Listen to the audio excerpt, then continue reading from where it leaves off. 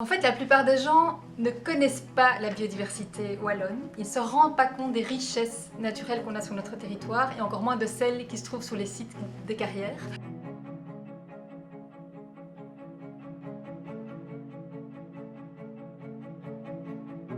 J'ai envie de dire que parfois même en fin de vie, en fin de carrière, vous avez la possibilité de reconvertir le site dans un site bien entendu qui soit favorable à la biodiversité, c'est essentiel, mais même pendant l'aménagement en tant que tel, il y a aussi des possibilités de participer à l'amélioration de la biodiversité. Une des particularités des carrières, c'est que nous les carriers, nous travaillons dans de très très grands espaces et dans des espaces qui sont extrêmement variés. Des espaces avec des plans d'eau, profonds, peu profonds, des parois rocheuses, bref, des configurations qui permettent le développement d'une biodiversité tout à fait spéciale.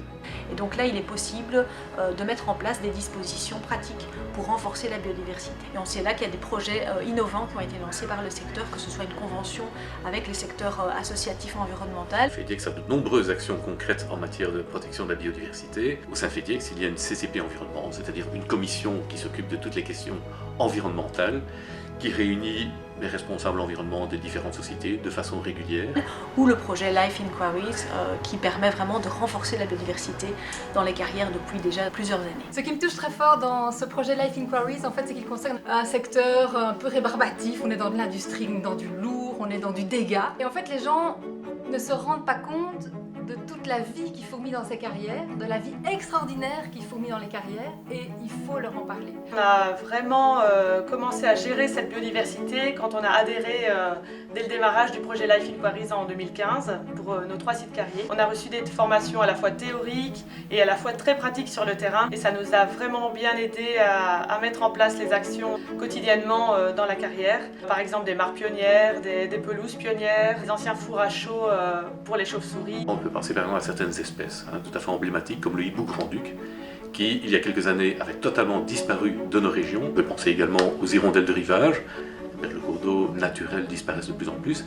Et aujourd'hui, dans nos carrières, dans nos stocks de sable, elles retrouvent un habitat qui leur convient parfaitement. Ça permet aussi aux salariés de réaliser eux-mêmes leurs actions et donc de participer à d'autres choses que leurs tâches quotidiennes sur le site. Que ça permet au monde universitaire de bien ancrer sa recherche, mais là aussi la formation dans la réalité du monde économique, et donc de produire des outils qui sont des outils appréhendables par les différents acteurs de la société pour que la biodiversité soit réellement une composante qui fait intégralement partie du cycle économique, du cycle de développement du secteur. Et on ne regarde pas la carrière de la même façon qu'il y a 5-6 ans. Il y a de plus en plus de démarches en ce sens dans les entreprises, mais les carriers clairement ont été et sont les pionniers en la matière. Avant la mise en place du projet Life Inquiries, vraiment la gestion de la biodiversité a démarré avec une formation qui s'appelait Monsieur et Madame Biodiversité. Monsieur et Madame Biodiversité, ce sont des gens qui ont été désignés au sein des carrières, qui ont reçu une formation donnée par